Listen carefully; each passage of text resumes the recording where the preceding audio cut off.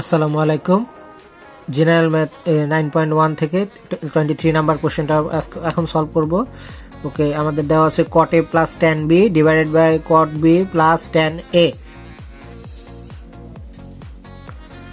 cot a plus tan b divided by cot b plus tan a।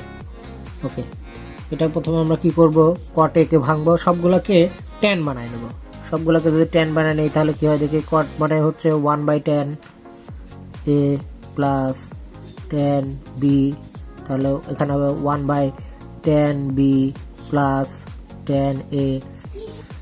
সবগুলোকে cot ছিল, cotগুলোকে সবগুলোকে আমরা tan বানাই নিছি। 1/tan a, আবার এখানে নিচে আছে হচ্ছে 1/tan b। খেয়াল রাখতে হবে এখানে কিন্তু a আছে, এখানে কিন্তু b আছে, এই জিনিসটা খেয়াল রাখতে হবে।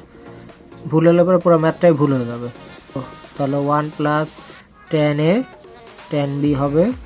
নিচেরটা আমরা যদি সেম আমরা এই করি তাহলে আমাদের tan b থাকবে ডিনোমিনেটরে, উপরে থাকবে হচ্ছে 1 plus tan a tan b। আমরা এখন এই যেহেতু দুই পাশে নিউমেরেটর আছে, তাহলে আমরা এটাকে সাজিয়ে লিখি tan a tan b divide by tan a। আর এটা আমরা যখন রেসিপ্রোকাল করব তখন কি হবে, ডিনোমিনেটর হয়ে যাবে নিউমিনেটর আর নিউমিনেটর হয়ে যাবে denominator. tan a tan b, এখন দেখা যাচ্ছে যে এই দুটা কেটে গেল, তাহলে আমাদের ভ্যালু থাকলে হচ্ছে tan b divided by tan a। Okay, tan b কে tan b রেখে দিলাম আর tan a কে বের করে নিয়ে আসলাম।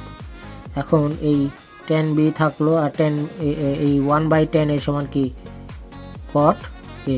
দেখো আমাদের রাইট হ্যান্ড সাইড কি চলে আসছে, এই দেখো এখানকার রাইট হ্যান্ড সাইড আর এই যে রাইট হ্যান্ড সাইড।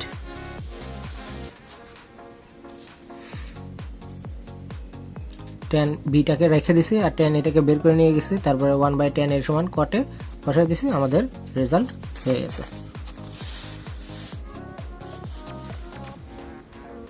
আশা করি বুঝতে পেরেছো। কোনো কোশ্চেন থাকলে অবশ্যই আমাকে কমেন্টসে জানাবে। ধন্যবাদ সবাইকে।